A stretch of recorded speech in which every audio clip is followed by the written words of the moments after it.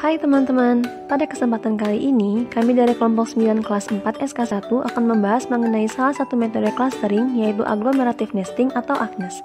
Yuk disimak videonya. Apa itu metode AGNES?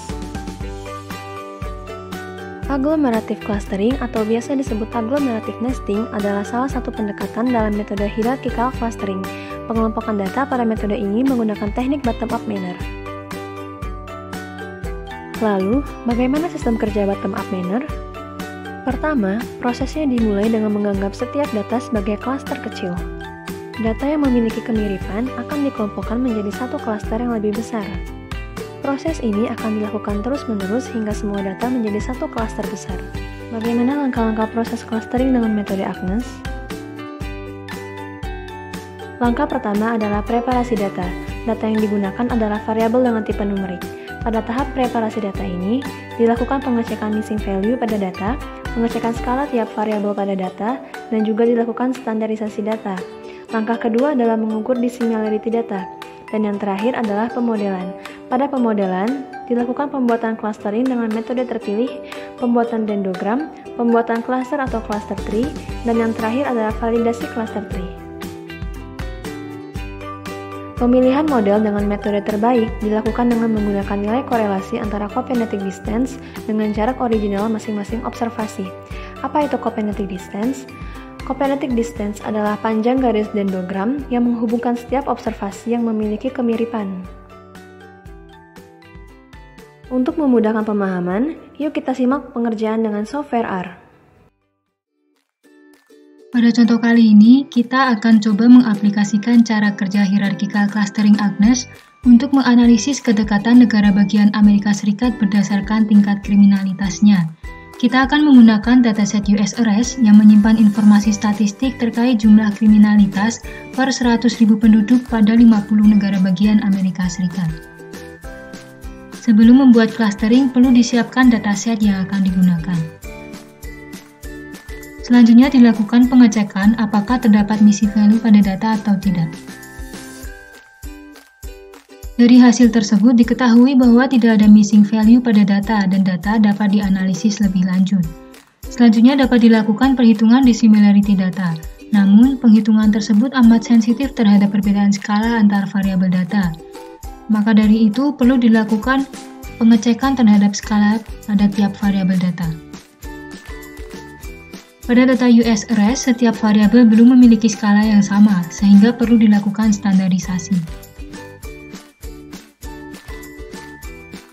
Setelah melakukan preparasi data, selanjutnya dapat dilakukan perhitungan dissimilarity data.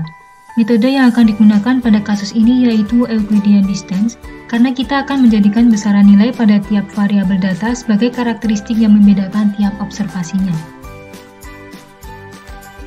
Setelah persiapan data selesai, maka dilakukan proses pembuatan clustering. Pembuatan clustering yang akan dilakukan adalah dengan menggunakan metode complete linkage. Kemudian dilakukan visualisasi dengan menggunakan dendrogram. Pada dendrogram tersebut, setiap observasi yang memiliki kemiripan akan dihubungkan oleh sebuah garis dan bersatu pada suatu titik. Panjang garis tersebut disebut juga sebagai cokinetic distance dan berbeda-beda untuk tiap observasi. Hasil yang terbentuk dari dendrogram complete linkage menunjukkan dendrogram yang cukup kompak, di mana setiap klaster terlihat memiliki partisi yang cukup jelas. Hal ini akan mempermudah saat pemotongan dendrogram untuk membentuk banyak klaster. Untuk melakukan pengelompokan pada dendrogram, kita bisa melakukan pemotongan dendrogram pada nilai dissimilarity tertentu untuk mendapatkan sejumlah klaster yang terbentuk.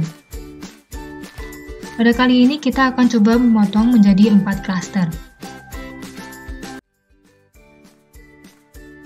Berikut ini banyak anggota dari masing-masing klaster yang terbentuk. Anggota pada masing-masing klaster cukup merata dengan klaster yang paling banyak memiliki anggota adalah klaster yang ketiga. Berikut merupakan hasil akhir klaster yang terbentuk apabila dilihat dari dendrogram.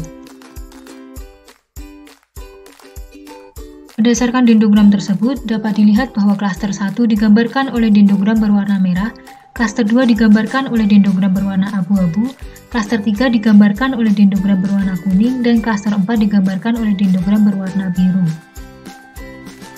Salah satu cara yang dapat dilakukan untuk memvalidasi cluster tree yaitu dengan menghitung korelasi antara cokinetic distance dengan jarak original masing-masing observasi. Semakin kuat nilai korelasi jarak antar observasi, maka cluster tersebut merepresentasikan data yang dimiliki. Berdasarkan nilai korelasi sebesar 0,6979437, di mana cluster tersebut dianggap sudah dapat merepresentasikan data yang dimiliki.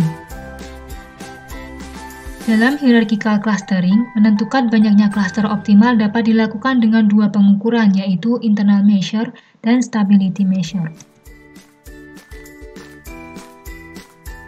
Berdasarkan hasil validasi cluster, internal measure menghasilkan jumlah cluster terbaik di angka 3, sementara stability measure menghasilkan angka 4. Penggunaan cluster sebanyak 3 atau 4 bisa dijadikan opsi untuk melakukan partisi data. Nilai yang lebih baik dapat ditentukan berdasarkan kemudahan pengguna untuk melakukan interpretasi, misalnya profiling atau analisis karakteristik untuk tiap klasternya. Setelah dilakukan tahap demi tahap pembuatan hierarchical clustering, berikut adalah tampilan dendrogram terpilih menggunakan pemotongan 4 klaster dan beberapa insight yang dapat diambil. Di antaranya terdapat 2 klaster besar dan tiap klaster besar dapat dipecah kembali menjadi 2 klaster yang lebih kecil. Kemiripan antar negara bagian berdasarkan tingkat kriminalitasnya dapat terlihat, dan pasangan negara bagian yang paling serupa ialah Iowa dan New Hampshire. Nah, sekian video pembahasan dari kami. Semoga dapat bermanfaat bagi teman-teman semuanya ya. Thank you for watching, sampai bertemu di video-video selanjutnya.